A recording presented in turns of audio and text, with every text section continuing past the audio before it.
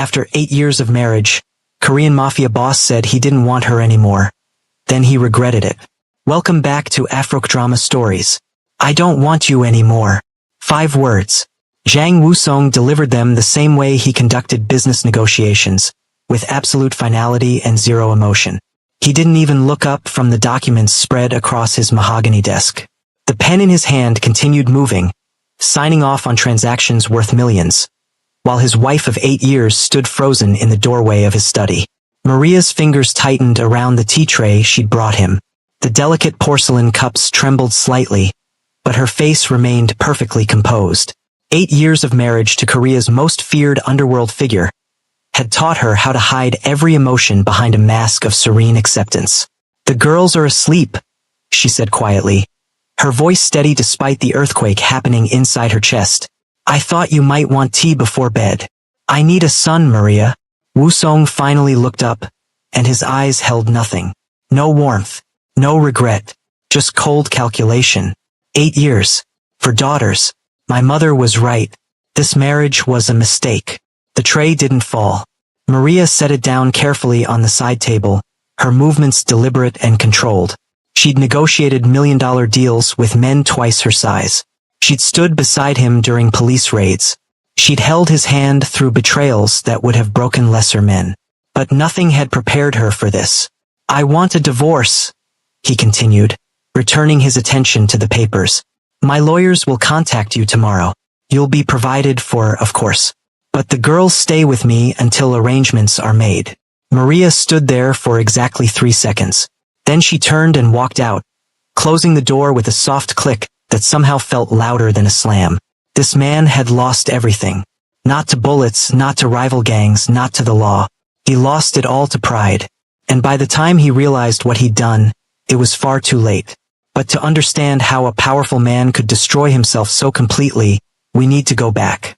Back to when Jang Woo-sung believed he was invincible, and Maria believed love could conquer anything. 9 years earlier, Maria Washington had never planned to fall in love with a criminal. She'd come to Seoul with clear goals. Expand her family's import-export business into Asian markets, master Korean business culture, and build an empire that would make her father proud. Her mother had warned her about men with dangerous eyes and dangerous smiles. Men who made promises they couldn't keep. She should have listened. The night she met Woo-sung, Maria had been closing a deal at an upscale restaurant in Gangnam. The negotiation had gone well, and she was celebrating with her team when 3 men in bloodied suits burst through the back entrance. Chaos erupted. Her clients scattered. Security moved in. But Maria didn't run. Years of watching her father negotiate with difficult personalities had taught her to read people, to see past the surface. And what she saw in the injured man's eyes wasn't random violence. It was calculated survival. "Clear the room," one of the men barked in Korean. "Now." "I paid for this private dining room until midnight," Maria replied in perfect Korean, not moving from her seat. The surprise in their eyes was brief but noticeable. "And my contract says I don't have to leave early." The injured man, Woo-sung, looked at her with an intensity that should have frightened her but didn't. Blood seeped through his jacket, but his posture was controlled. Alert. "You speak Korean," he said. It wasn't a question. "Fluently. I also speak Mandarin, Japanese, and 3 other languages. It's good for business." Maria gestured to his shoulder. "That wound needs attention. There's a private clinic 2 blocks from here. I know the owner." "Why would you help me?" "Because you're bleeding on my celebration dinner, and I'd rather you not die and turn this into a crime scene. Bad for my reputation." She stood, gathering her things. "Plus, you interest me. Anyone who can walk in here looking like that and still maintain composure is either very brave or very dangerous. Possibly both." Woo-sung's lips curved slightly. Not quite a smile, but close. "You're American. African American. Maria Washington. And you're Jang Woo-sung. I've heard of you. Then you know you should run." "I don't run from good business opportunities. And something tells me knowing you could be very good for business." That night, Maria didn't just help him get medical attention. She used her connections to secure a safe route out of the area, made calls to her contacts to determine who was hunting him, and provided intelligence that helped him avoid 3 more ambushes before dawn. "Before we dive deeper," Let us know in the comments where you're watching from. We'd love to hear from you. And if you're new here, click on the subscribe button so you never miss any of our upcoming videos. By sunrise, they were in a safe house on the outskirts of Seoul, and Woo-sung was looking at her with newfound respect. "You're either fearless or insane," he said. "I'm practical. You needed help. I provided it. Now you owe me a favor." Maria poured herself tea from the pot she'd prepared. "Consider it an investment in future business relations." "What kind of business?" "The legitimate kind. I move luxury goods through Asia. Sometimes those goods need special handling, special routes, special protection. You have resources I don't. I have international connections you need." Woo-sung studied her for a long moment. "You're proposing a business partnership with a man you just watched kill 3 people tonight. I'm proposing a mutually beneficial arrangement with a man who's smart enough to survive when lesser men would have died. There's a difference." That business partnership became something neither of them had planned. Over the following months, Maria's import business flourished with Woo-sung's protection. His legitimate operations gained international reach through her connections. They met regularly to discuss logistics, strategy, expansion. And somewhere between contract negotiations and late-night planning sessions, business became personal. 3 months after they met, Woo-sung invited her to dinner. Not a business meeting, an actual date. "This is inappropriate," Maria said, though she was already reaching for her coat. "Probably. Will you come anyway?" "I'm a businesswoman, Woo-sung. Mixing business with pleasure is dangerous. Everything about me is dangerous. That hasn't stopped you yet." She went, and that dinner became 2. 2 became regular meetings that had nothing to do with shipping routes and everything to do with discovering each other beyond the boardroom. And late-night conversations became something neither of them could resist. 6 months after they met, Woo-sung told her the full truth about his organization, the scope of it, the reach, the things he'd done to build and maintain his empire. They were in his penthouse, overlooking the Han River, and his confession was raw and honest. "I won't apologize for what I am," he said, "but I want you to know everything before this goes any further. I'm involved in things that would shock you, things that probably should frighten you. I'm not a good man, Maria. Do you hurt innocent people?" she asked. The question seemed to surprise him. "No, never." "Do you protect the people who work for you?" "With my life." "Do you keep your word?" "Always." Maria looked out at the river, its surface reflecting the city lights. "Then you're not as bad as you think you are. Bad men don't ask these questions. They don't care about the answers." "You should run from me," Woo-sung said quietly. "Smart women run from men like me." Maria turned to face him. "I've built an international business from scratch in a male-dominated industry. I've negotiated with men who thought I was nothing more than a pretty face to dismiss. I've survived boardrooms that would eat most people alive. I don't run, Woo-sung. I assess risks and make calculated decisions." "And what's your calculation here?" "That you're worth the risk." The smile he gave her then was real, reaching his eyes in a way she suspected was rare for him. "You're extraordinary. I know. Try to remember that." 1 year after they met, Jang Woo-sung stood before his inner circle and announced his intention to marry Maria Washington. The reaction was immediate and hostile. "She's an outsider," Elder Kim stated, his face hard. "She doesn't understand our ways, our traditions. She's not even Korean. She understands business better than anyone in this room," Woo-sung replied calmly. "She's tripled our legitimate operations in 12 months. She's earned her place."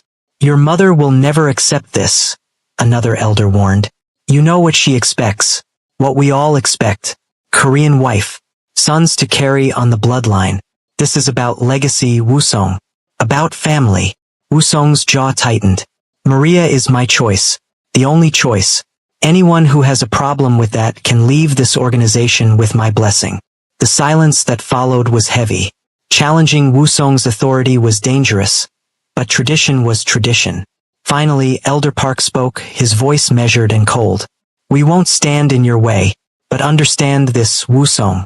If this marriage brings weakness to this organization, if it compromises what your father built, there will be consequences. And when your mother demands a grandson to carry the Jang name, we will support her. This foreigner will need to prove herself worthy of the position you're giving her. She already has, Wu Song said firmly. To me, that's all that matters. But it wasn't.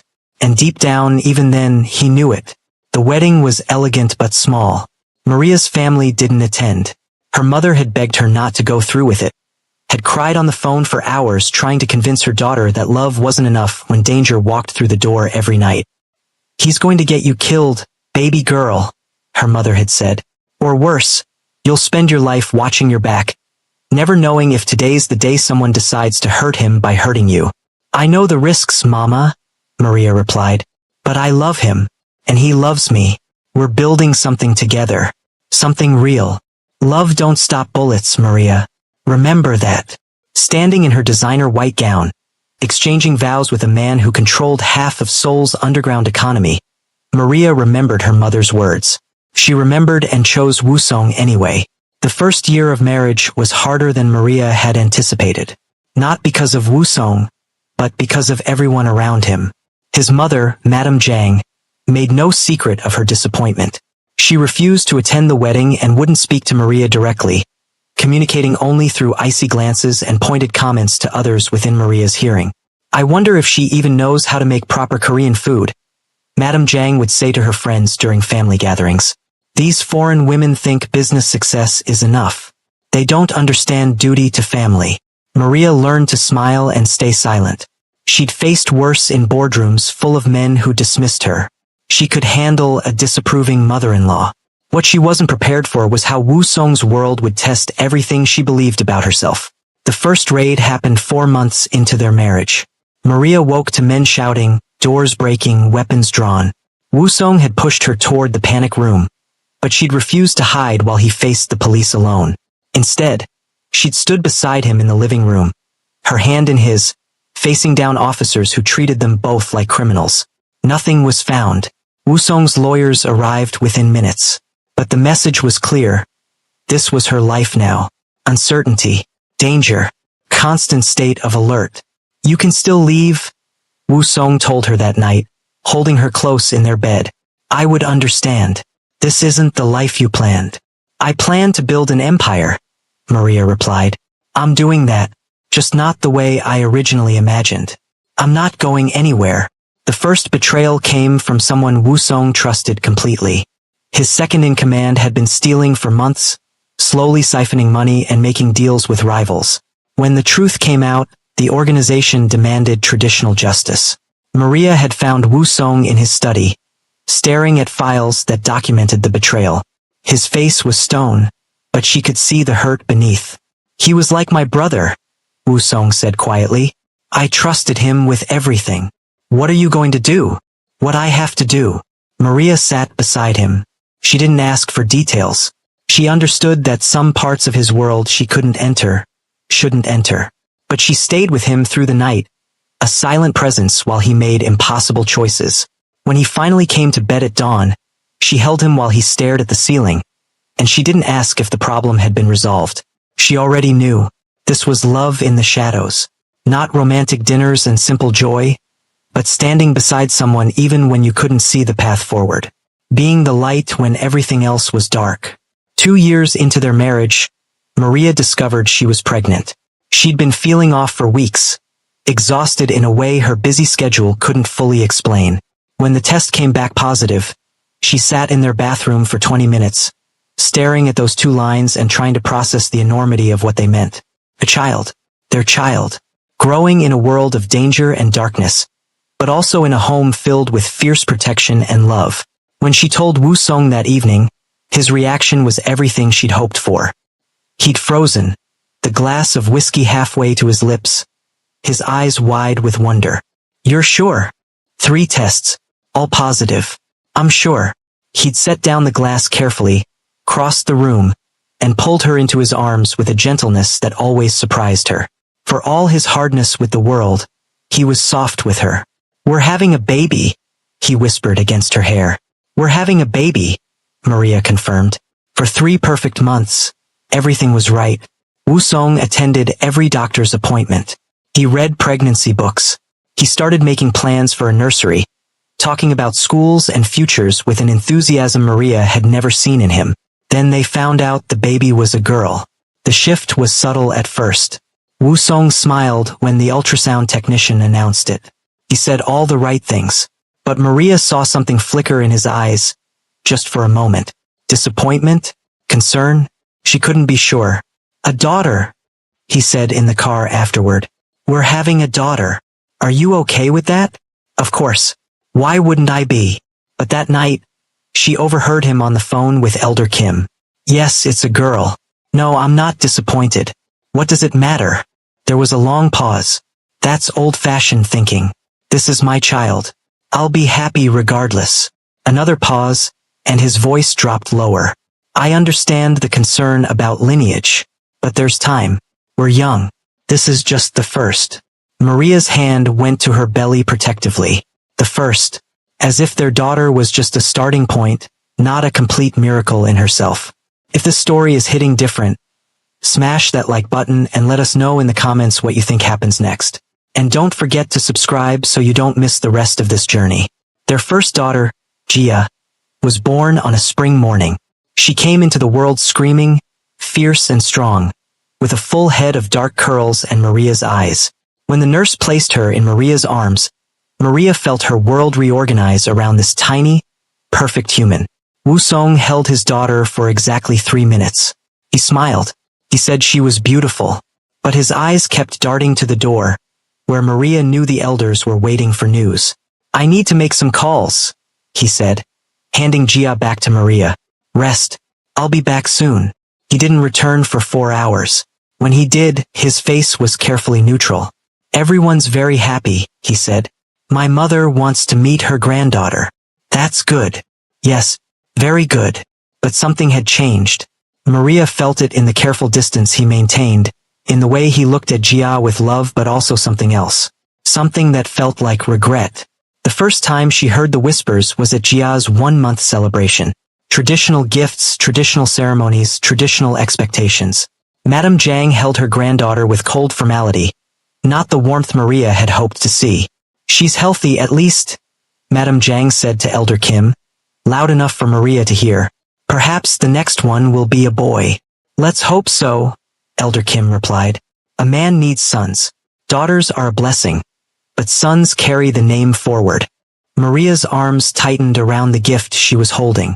Woo Song was across the room, and he'd clearly heard the comment, but he said nothing, did nothing, just continued his conversation as if his mother hadn't just dismissed their daughter's worth. That night, Maria confronted him. You let them talk about Gia like she's not enough, like she's a disappointment. I didn't let them do anything. They have their opinions. I can't control that. You can defend your daughter. You can tell your mother that Gia is perfect exactly as she is. Woo Song's jaw tightened. Maria, you don't understand the pressure I'm under. This organization has traditions, expectations. I understand that your mother just implied our daughter is inadequate because she's not a boy. I understand that you stood there and said nothing. What do you want me to do? Start a war with my own mother over comments? I want you to protect your daughter's dignity. That's what fathers do. They didn't speak for 2 days after that fight. Woo Song threw himself into work. Maria threw herself into motherhood. And the distance between them grew. When Gia was 18 months old, Maria discovered she was pregnant again. This time, there was less joy and more anxiety. Woo Song's first question, after the initial surprise, was telling. Do you think it's a boy? Not are you happy, or how are you feeling? Just that one question that revealed everything. I don't know, Maria said quietly. Does it matter? No, of course not. I'm just curious. But they both knew it mattered. It mattered to his mother. It mattered to the elders. And somewhere along the way it had started to matter to him too. The second daughter, Minji, was born in autumn.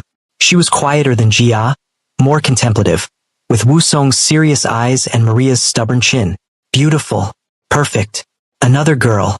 Woo Song held her for 2 minutes this time. He said she was lovely. Then he excused himself to take a phone call that couldn't wait. Maria sat in the hospital bed, holding her newborn daughter, and felt something crack inside her chest. Not break, not yet, but crack. The whispers got louder after Minji's birth. No longer just whispers, really. Madame Zhang made her disappointment clear. 2 girls, she said to Maria during a family dinner, her tone sharp. In my day, a woman who couldn't give her husband sons was considered a failure. Times change, but nature doesn't. Perhaps you should see a specialist. Perhaps, Maria replied evenly, though inside she was screaming. Or perhaps Wusong and I are perfectly happy with our daughters. Are you? Madame Zhang's eyes were cold. Because my son doesn't seem happy at all lately. He works all hours. He's distant. A man needs a son to feel complete. To feel his legacy is secure. Wusong, sitting at the head of the table, said nothing. He cut his food and ate in silence, as if his mother hadn't just attacked his wife in front of the entire family. That night, Maria didn't wait for him to come to bed. She found him in his study, staring at paperwork he wasn't actually reading.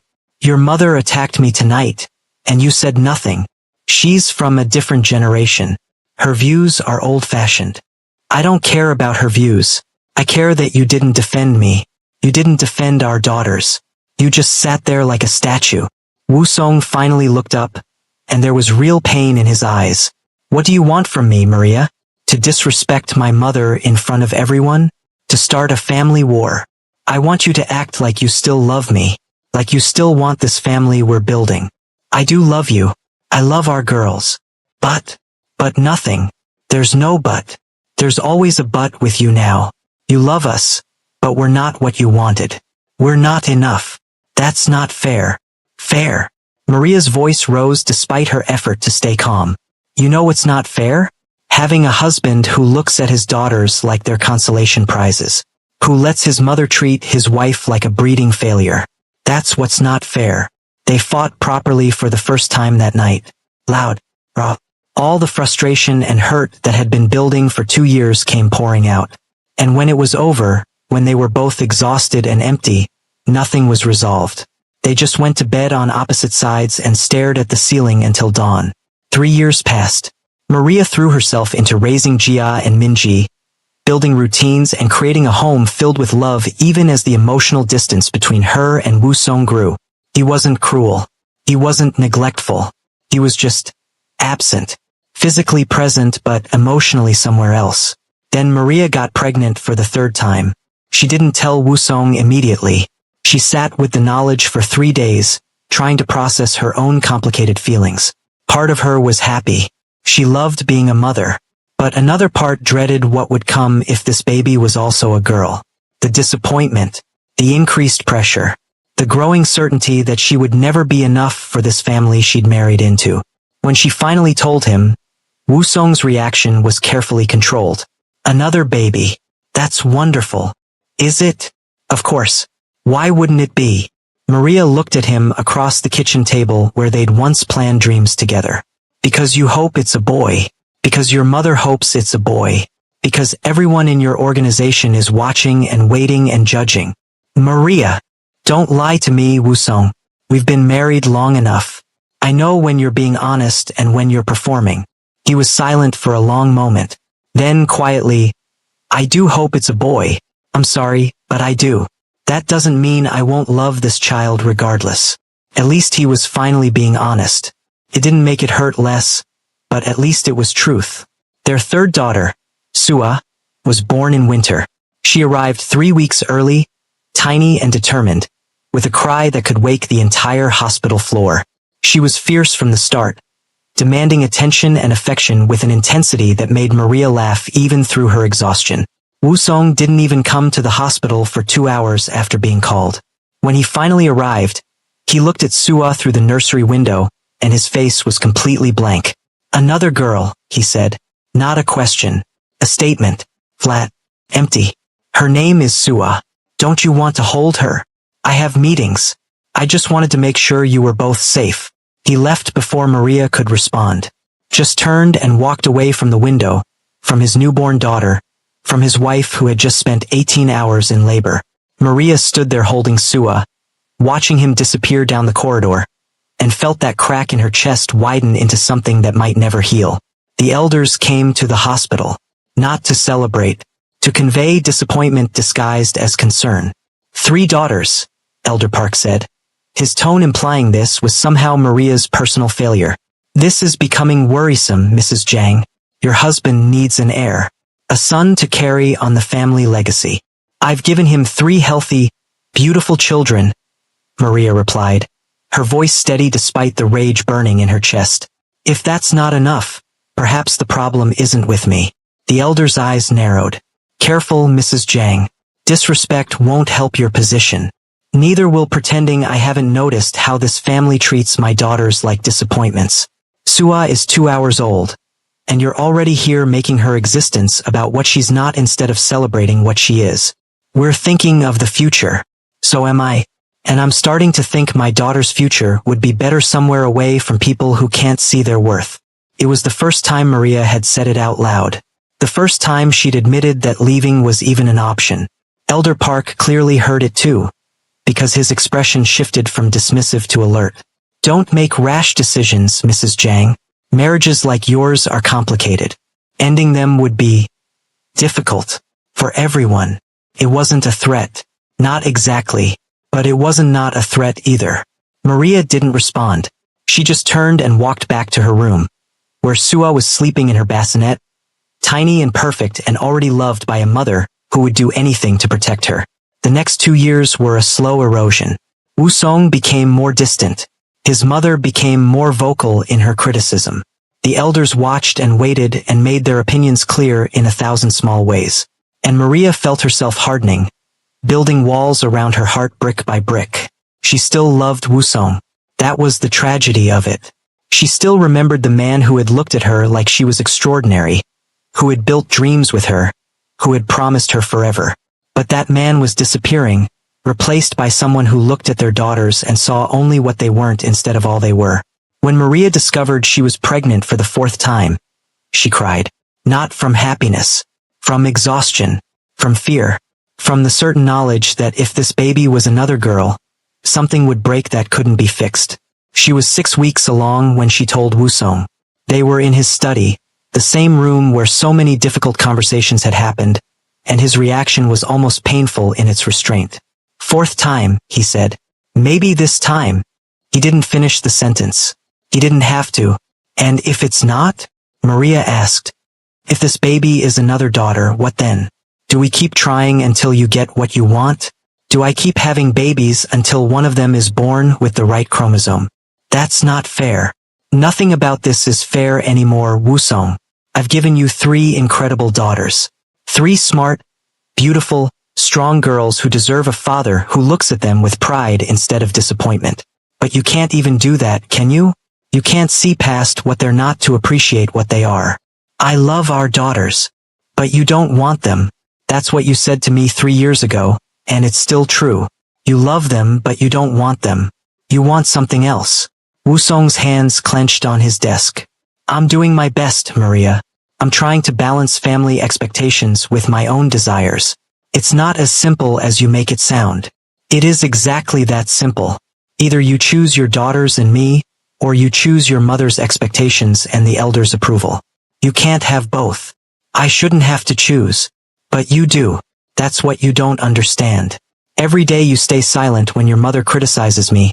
Every time you look disappointed when someone mentions our girls. Every moment you spend wishing for something different, you're choosing. You're just choosing them. They didn't fight that night. The fight had gone out of both of them. They just sat in that study, on opposite sides of the desk that had come to represent everything wrong between them, and let the silence say what words couldn't. This is where it all starts to fall apart. If you're still with us, drop a comment letting us know you're hooked. And hit that subscribe button because you need to see how this ends. The 4th pregnancy was difficult. Maria was older now, more tired, carrying the weight of 3 daughters and a marriage that was dying by inches. The doctor put her on bed rest for the final trimester. Wu Song hired nurses to help, but he himself was rarely home. Where do you go? Maria asked him one night when he came home at 2 in the morning. Work. Where else? I don't know anymore. You're a stranger to me now. To all of us. He looked at her then. Really looked. And she saw something in his eyes that might have been regret. Or maybe just exhaustion. I'm doing what I have to do to keep this organization running. to keep us safe and secure. We're not safe. We're falling apart. And you're not even here to see it happen. But he still wasn't there. For the remaining weeks of her pregnancy, Maria was effectively alone. Jia, now 8 years old, helped with her younger sisters. Minji, 6, was old enough to understand something was wrong between her parents. Even Sua, at 3, had started asking why Daddy didn't play with them anymore. "Daddy's busy," Maria would say, over and over like a mantra. "He loves you very much. He's just busy." But love without presence was just a word. And her daughters were learning that lesson far too early. When Maria went into labor with their 4th child, she called Wusong. He didn't answer. She called again. No answer. Finally, she called his assistant. "He's in a meeting, Mrs. Zhang. I'll let him know it's urgent." "I'm having a baby, Sunho. It's not urgent. It's happening now." The assistant promised to find him. Maria went to the hospital with her mother-in-law's driver and a nurse. She labored alone for 4 hours before Wusong arrived, and when he did, his face was already resigned. "Another girl," the doctor announced when their 4th daughter entered the world. Healthy and beautiful. This time, Wusong didn't even try to hide his disappointment. He looked at the baby the nurse held up, looked at Maria, and his expression was empty. "4 daughters," he said. "4. Her name is Hannah," Maria replied, her voice barely above a whisper. "It means 1 in Korean, number 1, because she's perfect, just like her sisters." "Maria, get out." "What?" "Get out of this room. I don't want you here. I don't want our daughter's first moments in this world to be tainted by your disappointment. You're being emotional. You just gave birth. I'm being a mother. I'm protecting my daughter from a father who can't even look at her with love. So get out. Now." Wusong stood frozen for a moment. Then he turned and walked out without another word. Maria held Hannah close and let herself cry. Not from pain. Not from exhaustion. From the final, complete shattering of her heart. In the corridor outside, Wusong stood against the wall and tried to breathe through the crushing weight on his chest. He knew he should go back. He knew he should hold his daughter, comfort his wife, be the man Maria needed him to be. But all he could hear were the elders' voices, his mother's disappointment, the whispers that followed him everywhere about his inability to produce a male heir, the traditional expectations that had been pounded into him since childhood. A son carries the family name. A son inherits the empire. A son proves a man's worth. For daughters, and he felt like he'd failed at the most basic requirement of his position. Elder Kim found him there 20 minutes later. "Another girl," Wusong said. "It wasn't a question. I heard. This is becoming a serious problem, Wusong. The organization is talking. Your mother is beside herself. There are whispers that perhaps your wife is cursed." "She's not cursed. She's..." Wusong stopped. What was Maria? Extraordinary. Strong. The best partner he'd ever had. The woman he'd chosen against all advice because she made him believe in something beyond power. And he was destroying her because she couldn't give him the one thing his pride demanded. "4 daughters is enough," Elder Kim said quietly. "No one will blame you for seeking another wife, one who can give you sons. This American woman has proven she cannot fulfill that role. It's time to cut losses and move forward. She's my wife. She was your wife. Now she's an obstacle to your legacy.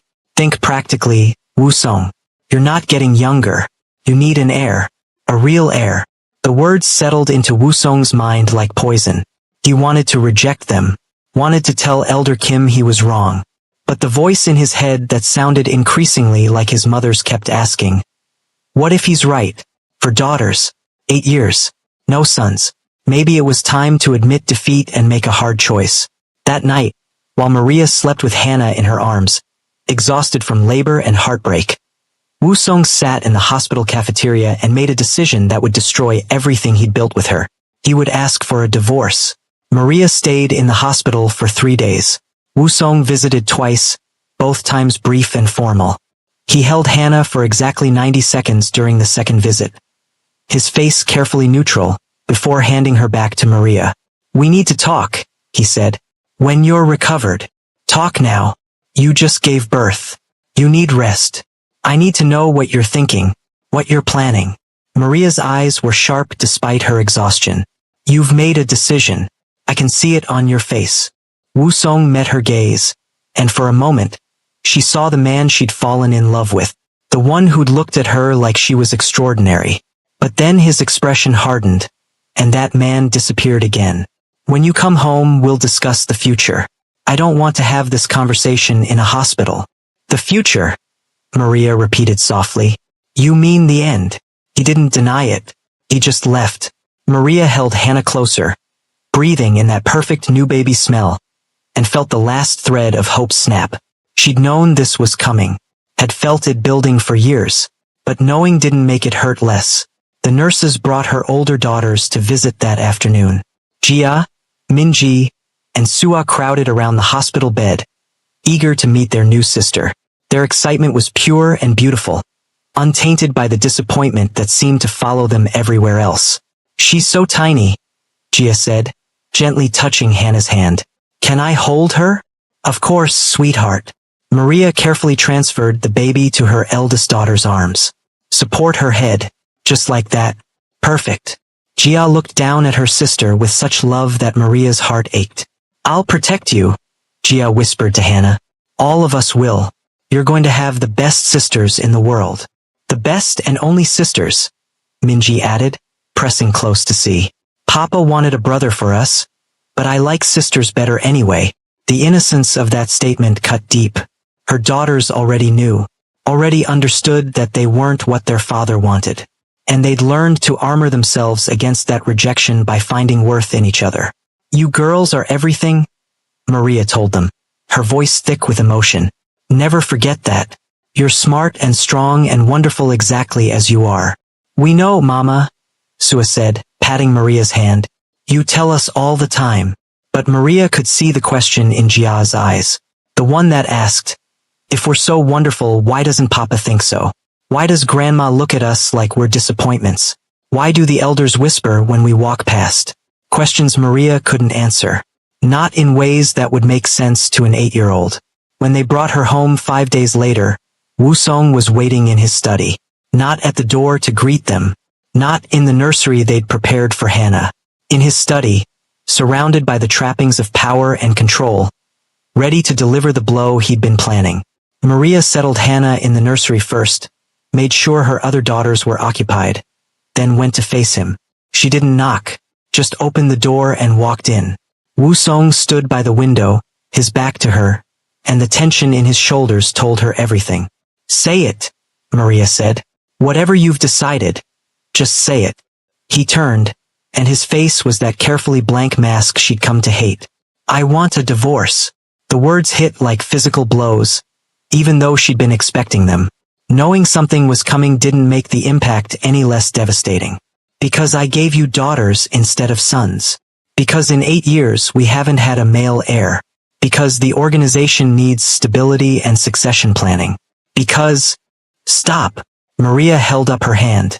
Don't insult me with corporate language. This isn't a business decision. This is you choosing pride over family. Tradition over love. Your mother's approval over your wife and children. You don't understand the pressure I'm under.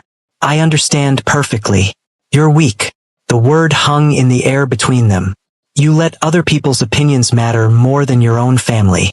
You let your mother and those elders poison your mind until you started seeing your own daughters as failures. That's weakness, Wu Song. Not strength. His jaw tightened. I need a son. No, you need a spine. You need the courage to tell your mother and those old men that your daughters are your legacy. That 4 brilliant, beautiful girls are worth more than some outdated notion of male succession. But you don't have that courage, do you? This isn't about courage. It's about responsibility. About what's required of me as the head of this organization. It's about ego. About your pride being hurt because you can't handle the idea that maybe daughters are just as valuable as sons. That maybe the problem isn't me failing to give you a male heir, but you failing to see the worth of the heirs you already have. For the first time, Wu Song's mask cracked. I love my daughters. But you don't want them. You said it yourself, remember? 8 years ago, on a perfect night when I thought we were building something real. You said you wanted children. You said you wanted a family. But you meant a specific kind of family. One with at least one son to validate your existence. And I couldn't give you that, so now I'm disposable. You're not disposable. You'll be provided for. The girls. Don't. Maria's voice was sharp. Don't you dare try to make this sound noble. You're abandoning your family because we don't fit the image you want. That's not noble. That's cowardice. Maria, I saved your life. Remember? When we met, I could have walked away and let you bleed out in that restaurant. But I didn't. I helped you. I stood beside you through everything. Police raids, betrayals, attempts on your life. I gave up my career, my country, my family for you. I built your legitimate empire while you built your underground one. I gave you 8 years and 4 children and all my love. And you're throwing it away because of what's between their legs. The words were raw, brutal, but they needed to be said. Maria had spent 8 years being diplomatic, being understanding, being patient. But there was no patience left. Just rage and heartbreak. My lawyers will contact you tomorrow, Woo-sung said, his voice cold again. You'll be well compensated. The girls will remain in my custody until we finalize arrangements. No. What? I said no. I'm taking my daughters and leaving tonight. You don't get to keep them while you parade your next wife around. You don't get to damage them any more than you already have. They're my daughters too. Then act like it. Tell me right now that you look at them and see anything other than disappointment. Tell me you love them for who they are, not in spite of what they're not. Tell me you choose them over a son if you had to make that choice. Woo-sung opened his mouth, closed it, opened it again, but no words came out, and that silence was Maria's answer. That's what I thought, she said quietly. Don't worry, I'll make this easy for you. I'll take the girls and disappear. You can tell everyone I left you. Blame me. Make me the villain. I don't care anymore. But you will never see my daughters again. You lost that right the moment you decided they weren't enough. Maria, be reasonable. I am being reasonable. I'm protecting my children from a father who doesn't value them. That's the most reasonable thing I've ever done. She turned to leave, but his voice stopped her. You'll regret this. Walking away from this life, this security. You'll have nothing. Maria looked back at him over her shoulder. I'll have my daughters, and they'll have a mother who chose them. That's everything. She walked out of his study for the last time and didn't look back. The next 3 hours were a blur of quiet, efficient packing. Maria didn't take much. Clothes for her and the girls. Important documents she'd kept in a safe place. The money she'd secretly been setting aside in an account Woo-sung didn't know about. Years of business experience had taught her to always have an exit strategy. Jia watched with wide, understanding eyes as Maria moved through the house. We're leaving, aren't we? Her eldest daughter asked. Yes, baby. We're leaving. Because of Papa? Maria knelt down to eye level with her 8-year-old. Because sometimes families need to make hard choices. And I'm choosing to take you girls somewhere we can be happy. Somewhere no one will make you feel like you're not enough. I think Papa's sad, Jia said quietly. He just doesn't know how to show it. The wisdom in those words nearly broke Maria. Maybe. But his sadness doesn't mean we have to stay and be hurt by it. Okay, Mama. I'll help pack. By midnight they were ready. 1 suitcase each for the girls. 2 for Maria. Everything that mattered fit into 5 bags and a secure carrier for Hannah. The driver Woo-sung had assigned to Maria was loyal to money, not tradition. She paid him triple to take them to a hotel and keep his mouth shut for 24 hours. He agreed without hesitation. You're making the right choice, Mrs. Jang, he said as he loaded their bags. I've watched him break your spirit piece by piece. Better to leave before there's nothing left. Thank you, Jin-ho. Where will you go? Away. That's all you need to know. She'd already made the arrangements. Her old business contacts in Singapore had helped set up temporary housing. Her former mentor had secured her a position at an international consulting firm. She had enough money to last 6 months if she was careful. After that, she'd figure something out. She always did. As the car pulled away from the house, Maria looked back one last time. Somewhere in there was the man she'd loved. The man she'd built dreams with. The man who'd chosen pride over love and destroyed them both in the process. Goodbye, Woo-sung, she whispered. I hope one day you understand what you lost. The divorce papers arrived at the hotel 3 days later. Woo-sung's lawyers had moved quickly, eager to resolve what they saw as a simple business transaction. Dissolution of marriage, division of assets, custody arrangements. Maria read through them with the sharp eye of a former businesswoman. They were generous, she had to admit. A substantial settlement, continued financial support for the girls, visitation rights that were flexible and reasonable. Everything a divorcing wife could want. Except the one thing that actually mattered, acknowledgement that she and her daughters had value beyond their ability to produce male heirs.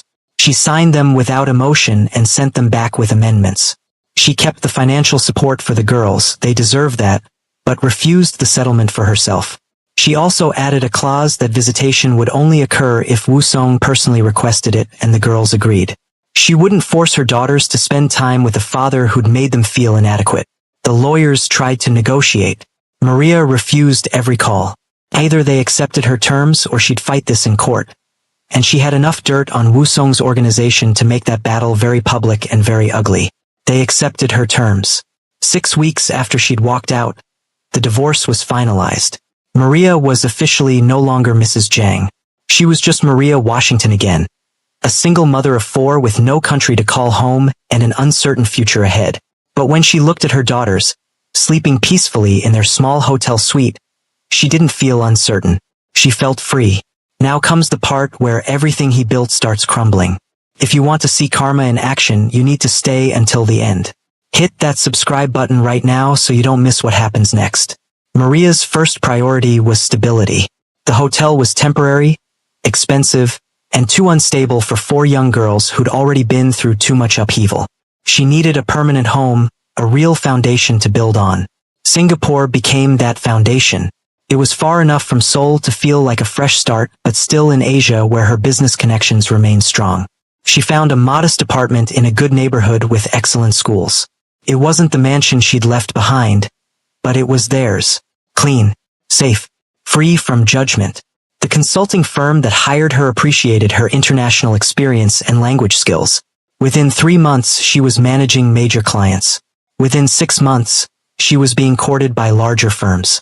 Within a year, she'd started her own consultancy, leveraging everything she'd learned during her years building Woo-sung's legitimate empire. The irony wasn't lost on her. She'd spent 8 years making him money, expanding his reach, creating opportunities. Now she was doing the same thing for herself, and the profits went directly to securing her daughters' futures. But the real work was emotional, not financial.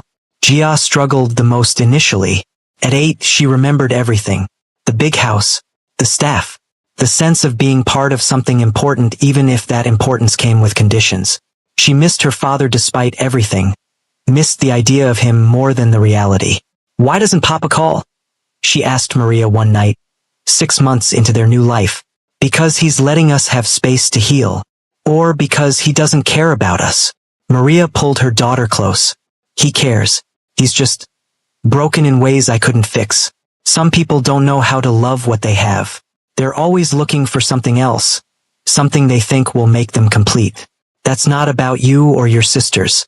That's about him. I wish I could fix him." "Oh, sweetheart, you can't fix people who don't think they're broken. All you can do is protect yourself and choose your own path." Minji adapted more easily. At 7, she was young enough to embrace the adventure of a new country, new school, new friends. She learned English quickly, made friends with children from a dozen different countries, and thrived in the international school Maria had chosen. "I like it here," Minji announced one day. "Nobody cares that we don't have a brother. Nobody asks weird questions about why our family is small." "Good," Maria replied, "because your family isn't small. You have 3 sisters and a mother who would move mountains for you. That's not small. That's mighty." Sua, only 3 when they left, had the easiest transition because she remembered the least. Korea became a distant dream, barely more real than a fairy tale. She adapted to Singapore like she'd always lived there, chattering in English and Korean and Mandarin with equal ease. And Hannah grew up not knowing anything else. For her, this was normal. A mother who worked hard and loved fiercer. 3 older sisters who protected and guided and played with her. A small apartment that was warm and safe even if it wasn't grand. The girls became each other's world. Jia, the natural leader, took her role as eldest seriously. Minji became the mediator, smooth conflicts with humor and diplomacy. Suah was their wild card, fearless and loud and unapologetically herself. And Hannah, the baby, learned from all of them, absorbing their strengths and developing her own. Maria watched them become remarkable young women and felt vindicated in her choice every single day.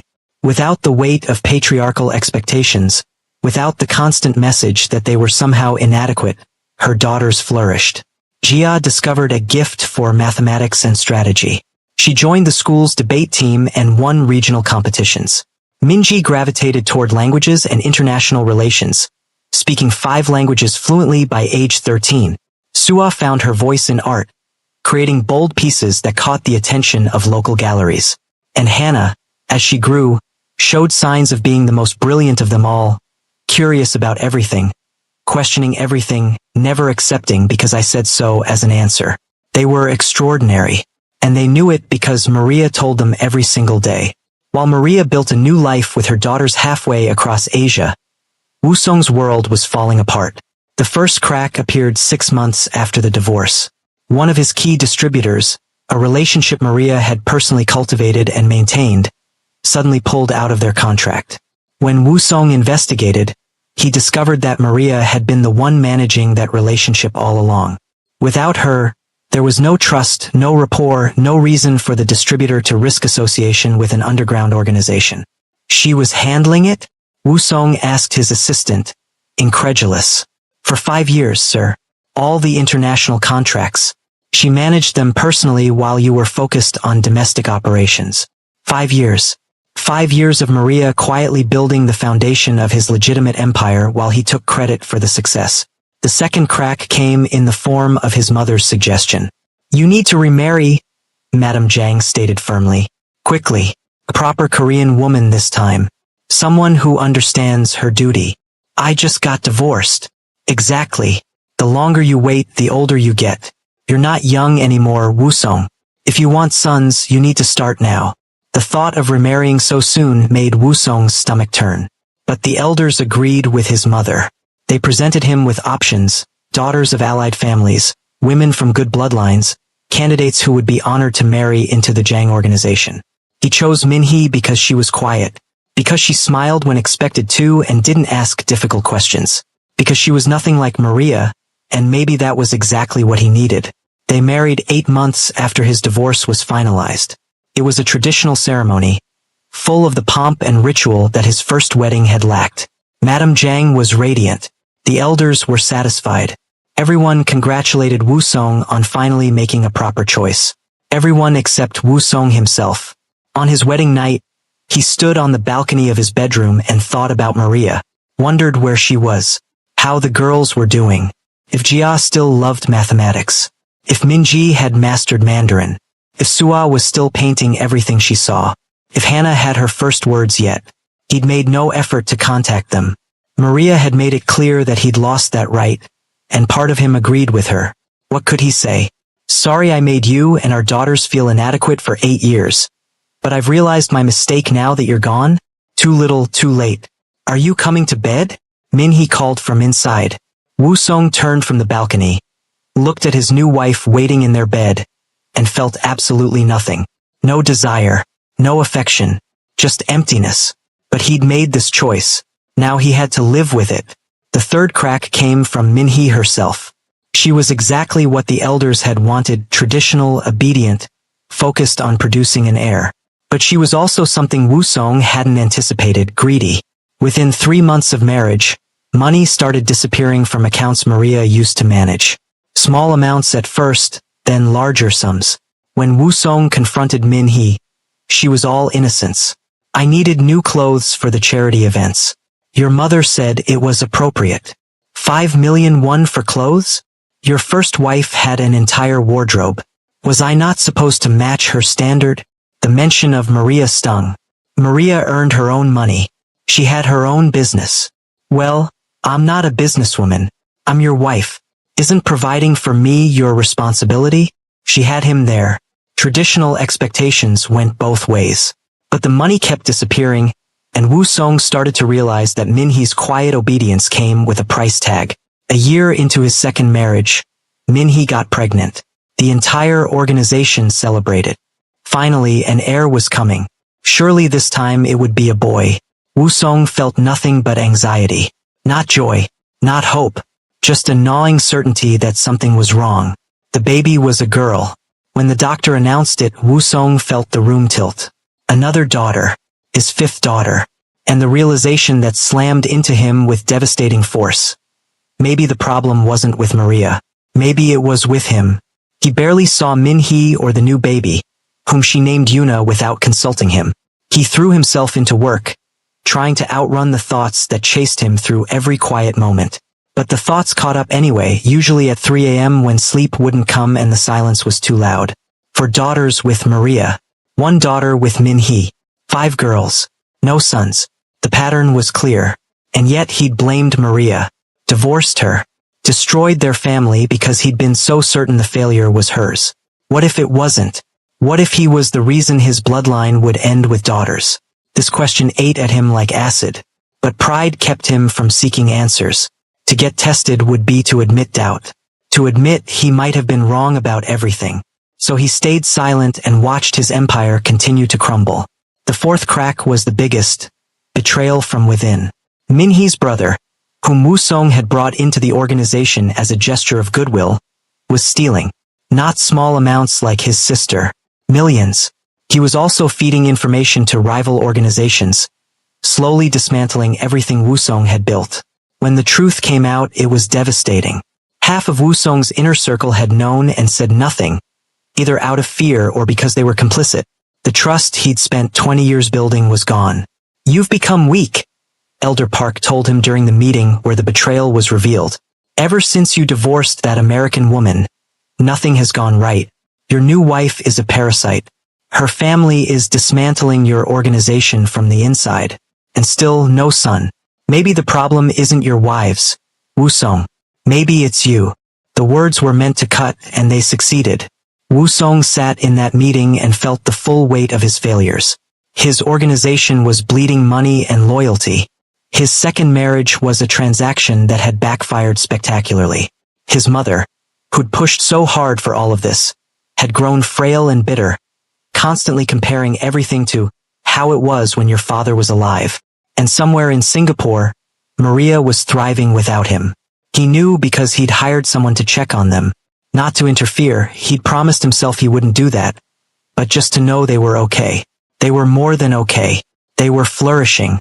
Maria had built a successful business. The girls were in excellent schools, earning top marks, involved in activities, surrounded by friends. They looked happy in the photos his investigator had provided. Genuinely, radiantly happy.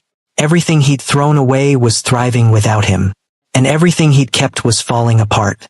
You're probably wondering if he figured it out yet. If he finally got what he deserved. Keep watching because the truth is about to hit him like a freight train. And if you're new here, subscribe now because this channel is all about stories where karma doesn't miss. The breaking point came 3 years after his divorce from Maria.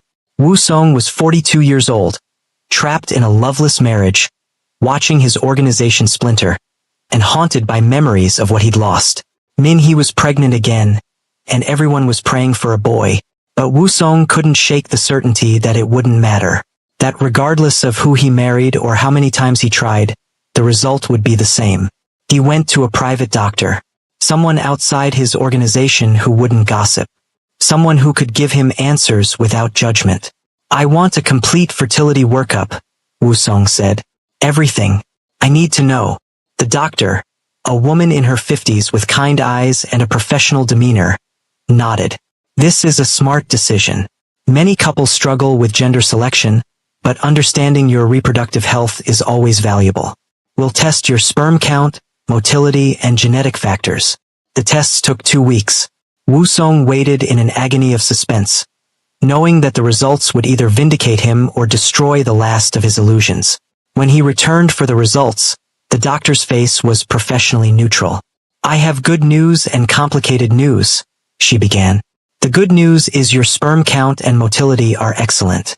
You're very fertile. And the complicated news? The complicated news is about gender determination. You see, the father's sperm determines the sex of the child. The sperm-carrying Y chromosomes produce males, and X chromosomes produce females. Your test results show an unusual ratio. You produce significantly more X chromosome sperm than Y chromosome sperm. Not 0Y, that would make male offspring impossible, but enough of an imbalance that female offspring are overwhelmingly more likely. The room seemed to spin. How much more likely? In your case, about an 85-15 ratio. For every 15 sperm carrying Y chromosomes, you have 85 carrying X chromosomes. It's rare but not unheard of. Some men have this genetic pattern. It's not a deficiency or a problem, just a variation. But it does mean that having male offspring would be statistically unlikely for you, regardless of your partner. Wu Song sat in silence, processing this information. 85-15. Overwhelmingly likely to have daughters, regardless of partner. So all 5 of my daughters were not anyone's fault. Not yours for being unable to produce sons, not your wives for being unable to carry sons. Just genetics and probability working exactly as they should. Is there a treatment? Something that can change the ratio? The doctor shook her head gently. This is genetic, Mr. Zhang. It's part of who you are at the most fundamental level. There are some experimental procedures for gender selection, but they're expensive, not guaranteed, and honestly, I wouldn't recommend them. You've already proven you can have healthy children. Many couples can't even have that. Healthy children. 5 beautiful, brilliant daughters. All of them dismissed, undervalued, treated as disappointments because of something that was his genetic makeup, not their mother's failure. Wu Song thanked the doctor and walked out into the Seoul afternoon feeling like someone had hollowed out his chest and filled it with broken glass. He'd destroyed his marriage to Maria for nothing. Blamed her for something that was never her fault. Made her feel inadequate when she'd given him exactly what his body was genetically predisposed to produce. She'd done nothing wrong. She'd been perfect. And he'd thrown her away because he couldn't handle the truth about himself. The girls. Jia, Minji, Sua, Hannah. He'd made them feel like they weren't enough when the truth was he had never been enough. He'd failed them as a father not because they were daughters but because he'd been too weak to see past centuries of tradition to recognize the gifts standing right in front of him. For the first time in 3 years, Wu Song wept. Not silent tears, but gut-wrenching sobs that came from somewhere deep and irreparable. He sat in his car in the parking garage and cried for everything he'd lost. Everything he'd destroyed with his own hands. When Min-hee gave birth 4 months later, the baby was another girl. Wu Song wasn't surprised. He held his 6th daughter with a mixture of love and devastating regret. This baby, like all the others, was perfect. And like all the others, she deserved better than a father who'd spent so much time wanting something else. We'll try again, Min-hee said from the hospital bed, her voice tight with disappointment. We're still young. We can keep trying for a son. Wu Song looked at her. This woman he'd married for all the wrong reasons, and felt nothing but exhaustion. No, he said quietly. We won't. What? But we need. I need to fix what I broke. And I can't do that while pretending this is going to somehow be different. He filed for divorce the following week. Min-hee was furious, claiming he'd promised her sons and status. Madame Zhang was devastated, unable to understand why her son kept making such terrible choices. The elders were openly discussing replacing him. Wu Song didn't care anymore. Let them talk. Let them judge. He'd spent his entire adult life seeking their approval, and where had it gotten him? Alone. Childless in every way that mattered, because his actual children wanted nothing to do with him. 6 daughters existed in the world carrying his DNA, and not one of them called him father with any affection. That was his legacy. Not a male heir. Not a business empire. Just 6 girls who deserved so much better than what he'd given them. The question was it too late to change that? Wu Song spent months trying to find Maria. He hired investigators, contacted old mutual acquaintances, followed every lead. She'd covered her tracks well, but eventually he found her. Singapore, a successful consulting business. For daughters in prestigious schools. He flew there without warning, without preparation. just showed up at her office building and waited until she emerged at the end of the workday. Maria looked different. Older, yes, but also stronger. She wore her success like armor, expensive suit, confident stride, the kind of presence that commanded respect. She looked like exactly who she'd always been. Extraordinary. When she saw him, she stopped. Her face showed no emotion, just cold assessment.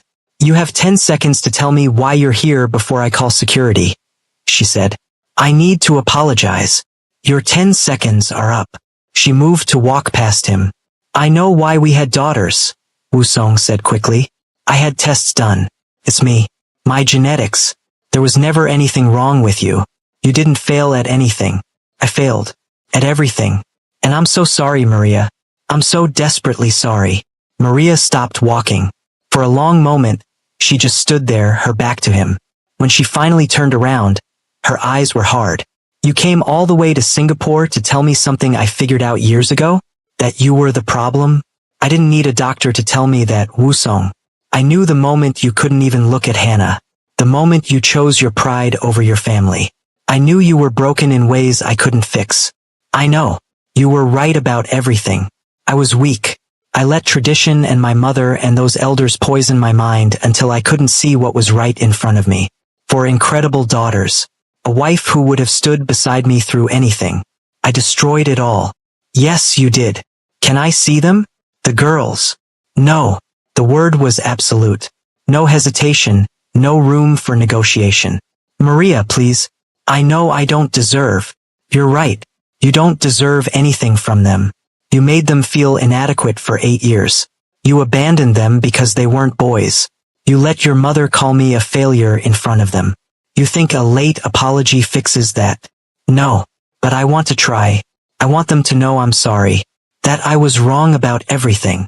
Maria stepped closer, and her voice was low and furious. "Do you know what Jia said to me last month? She said she's grateful you left us. Because watching you not love us was worse than you being gone. That's what you did, Wusong. You hurt them so deeply that your absence became a relief." The words were knives, but he deserved every cut. "I can change. I have changed. I just need a chance." You had 8 years of chances. You had 4 perfect babies to love and protect. And you couldn't do it. Now you want me to hand them back so you can damage them more? So you can come in as the reformed father and feel better about yourself? No, absolutely not. They deserve to know their father. They deserve to be loved unconditionally. Something you proved you couldn't do. So no, you don't get to see them. You don't get to be in their lives. You don't get to fix your guilt by forcing your presence on children you abandoned. I have rights. And I have lawyers. Try to exercise those rights, and I will make every single thing you've ever done public. Every deal, every arrangement, every skeleton in your organization's closet. I'll destroy what's left of your empire and make sure the girls know exactly who their father really is. Is that what you want? Wusong stood there, defeated. She meant it. Every word. And she had the power to do it. I just want them to know I'm sorry, he said quietly. They don't care. They've moved on. They're thriving without you. The best thing you can do for them is stay gone. Maria turned to leave, then paused one more time. You wanted to know if you could see them? She pulled out her phone, scrolled through photos, and turned the screen toward him. That's Jia. 15 now. Straight A's. Speaks 4 languages. Wants to be an international human rights lawyer. That's Minji. 13. Artist and budding entrepreneur. That's Sua. 11. Fearless. Top of her debate team. And that's Hannah. 8. Brilliant. Creative. Already reading at a college level. Wusong stared at the images of his daughters. Grown. Beautiful. Confident. Everything he'd missed. They're extraordinary, he whispered. I know. I raised them. Without you. And they're better for it.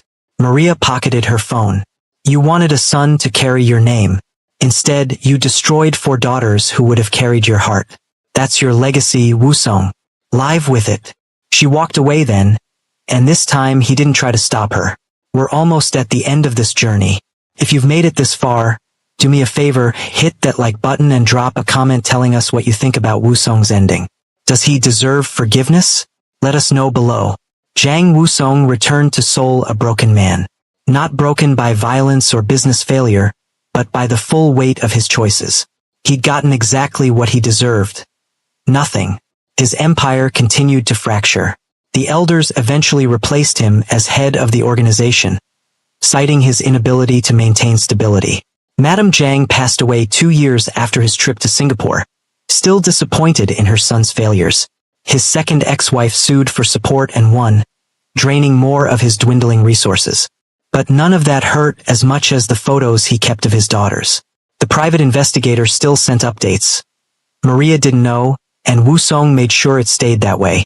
He didn't try to contact them, didn't violate the boundaries Maria had set, just watched from afar as they grew into remarkable women. Jia graduated top of her class and earned a full scholarship to Oxford. Minji started her own business at 17, using skills she'd learned from watching her mother. Sua won international art competitions.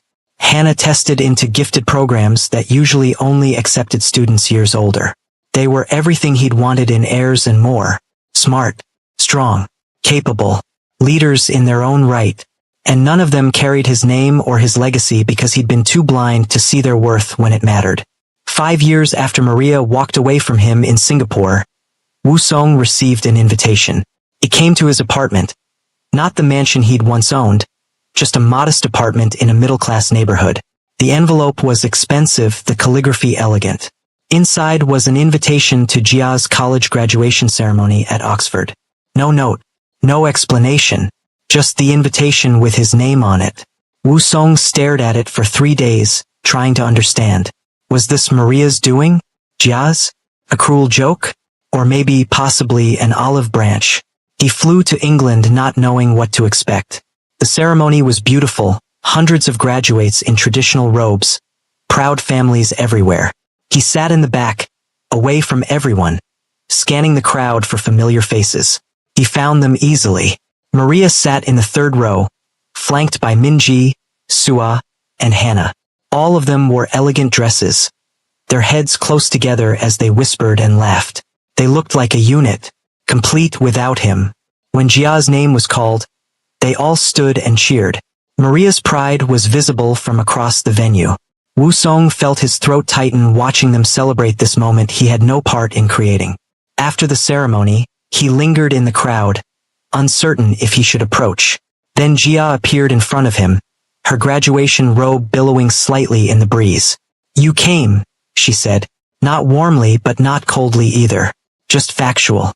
"You invited me." "I did. Against Mama's advice, actually." Jia crossed her arms, studying him with eyes too old for her 22 years. "Do you know why?" "No. Because I wanted to see you one more time, to see if you'd changed.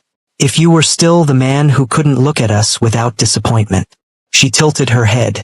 "What do you see when you look at me now?" Woo-sung looked at his eldest daughter properly for the first time in over a decade. She was stunning, confident, accomplished, a woman who had become extraordinary despite him, not because of him.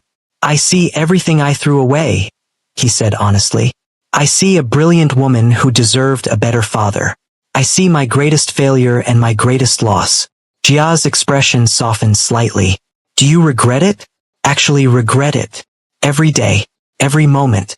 I would give anything to go back and be the father you deserved. But you can't. Time doesn't work that way." Jia glanced back at her mother and sisters. "Mama said I shouldn't give you this opportunity, that you'd already proven who you were. But I needed to know for myself. I needed to hear you say it." "Say what?" "That we were enough. That we always were. That the problem was never us." Woo-sung felt tears burning in his eyes. "You were always enough. More than enough. You and your sisters are extraordinary. And I was too broken and too proud to see it. That's my failure. My shame. Not yours. Never yours." Jia nodded slowly. "Thank you for saying that. I think I needed to hear it. Does this mean?" "No." She held up her hand gently. "It doesn't mean you get to be in our lives. It doesn't mean forgiveness or second chances. It just means I heard you. And now I can move forward without wondering. Closure, I think they call it." "Jia. I hope you find peace, Mr. Jang. I really do. But you need to find it without us. We're doing fine, better than fine, and we did it without you. That's how it needs to stay. She turned to leave, then looked back one final time. For what it's worth, I don't hate you. None of us do. Hate requires energy we don't want to spend. We've just moved on. I hope someday you can too. Then she walked back to her family, her real family, the one Maria had built from the ruins Wusong had created, and didn't look back. Wusong stood in that Oxford courtyard and watched them leave together. Maria's arm around Jia's shoulders. Minji making some joke that had them all laughing. Sua and Hannah walking close, heads bent together in sisterly conspiracy. They were complete without him. They'd healed without him. They'd become extraordinary despite him. And he would spend the rest of his life living with that truth. Two possible endings existed for Jang Wusong's story. In one version, he returned to Seoul and died alone 3 years later. A heart attack in his apartment, found by a neighbor 2 days after the fact. His obituary mentioned his daughters briefly, clinical and cold. They didn't attend the funeral. His organization sent representatives out of obligation, not respect. In the other version, he lived. He stayed in England, got a modest job teaching Korean to foreign students, and from a distance watched his daughters build their lives. He never contacted them, never tried to force his way back in, just existed on the periphery, supporting them in the only way he could, by staying away and letting them thrive without his damage. Sometimes he'd see them in the news. Jia becoming a renowned human rights lawyer. Minji expanding her business internationally. Sua's art exhibited in major galleries. Hannah earning her doctorate at 23. In his small apartment, he kept photos of them on the wall. His 6 daughters, 4 with Maria, 2 with Minhee, though the youngest 2 he'd long since lost contact with. 6 brilliant girls who deserved better fathers than they'd gotten. On the wall opposite the photos, he kept a single quote he'd written in his own hand. I wanted a son to carry my name. Instead, I destroyed the daughters who carried my heart. It was his reminder, his penance, the truth he'd learned too late. The girls never forgave him. They didn't need to. Forgiveness required a relationship, and they'd moved past needing anything from him, including absolution for his failures. Maria eventually remarried, a kind man who loved her daughters like his own and never made them feel inadequate for existing. The girls called him by his first name out of respect for everyone's boundaries, but they let him be part of their lives in ways they'd never allowed Wusong. And in the end, that was the final, crushing irony. Wusong's obsession with blood and legacy and carrying forward a family name had cost him the only family that ever mattered. His daughters were thriving, building their own legacies, changing the world in their own ways. Just without him. Some mistakes can't be fixed. Some choices can't be undone. Some moments once lost are gone forever. Jang Wusong learned that lesson in the hardest possible way. He'd wanted to build an empire. Instead, he'd built a monument to his own failure. 6 daughters who would spend their lives proving they never needed him to be extraordinary. They already were. If the story moved you, hit that like button right now. Drop a comment telling us what you think about Wusong's ending. Did he deserve forgiveness? Or did karma give him exactly what he earned? And if you're not subscribed yet, what are you waiting for? Click that subscribe button and ring the notification bell so you never miss another powerful story like this one. We post content that makes you think, that makes you feel,